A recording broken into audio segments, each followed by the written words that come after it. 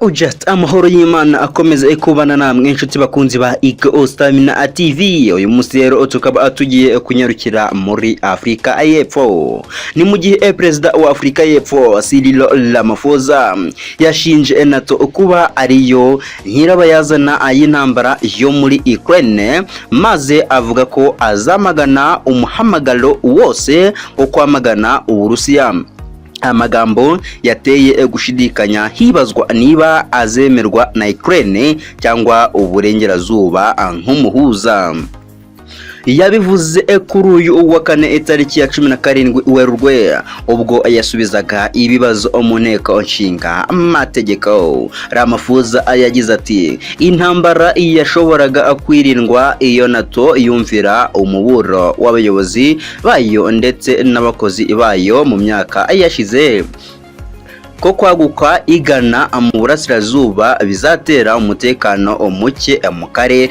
Ariko yongeye ko Afrika y'Epfo idashobora kwihanganira gukoresha ingufu no kurenga ku mategeko mpuzamahanga, asa nk'uvuga ku gutera Ukraine ku Burusiya ku ya 24 Gashyantare uyu mwaka.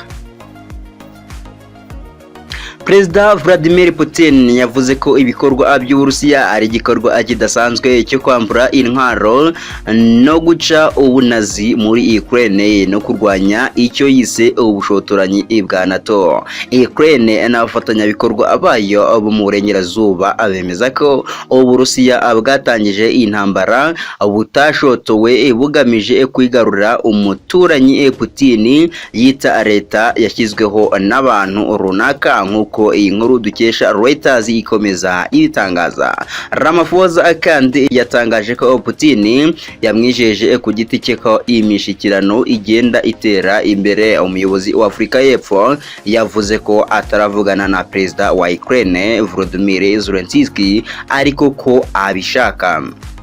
Kuwa gatanu Ramaphosa yavuze ko Afrika y'Epfo yasabwe kuba umuhuza mu ntambara y'Uburusiya na Ukraine. Ntiyavuze ariko uwamusabye kugira icyo akora. Ati hariho abashimangira ko tugomba gufata icyemezo cyo kwamagana Uburusiya. Inzira tugiye gufata ahubwo no gushimangira ko hagomba kubaho ibiganiro. Perezida Ramaphosa yongeyeho ko gutaka no gusakuza ntibizakuraho aya makimbirane. Ishyaka ANC rya Ramaphosa riyoboye Afrika y'Epfo kuva ubutegetsi bw'abazungu bwarangira mu 1994 ryahoranye umubano ukomeye n'icyahoze ari Repubulika Zunze Ubumwe z'Abasoviyete zatoje kandi zishyigikira abaharanira kurwanya ivangura mu gihe cy'intambara y'ubutita. Ngayo ngukore ari ubwa mbere ubonye video zacu byabyiza kandi subscribe ukamanuka gato gakana kunzogera kugira ngo tazigera ukikwa n'amakuru y'inkuru ibiganiro byegeranyo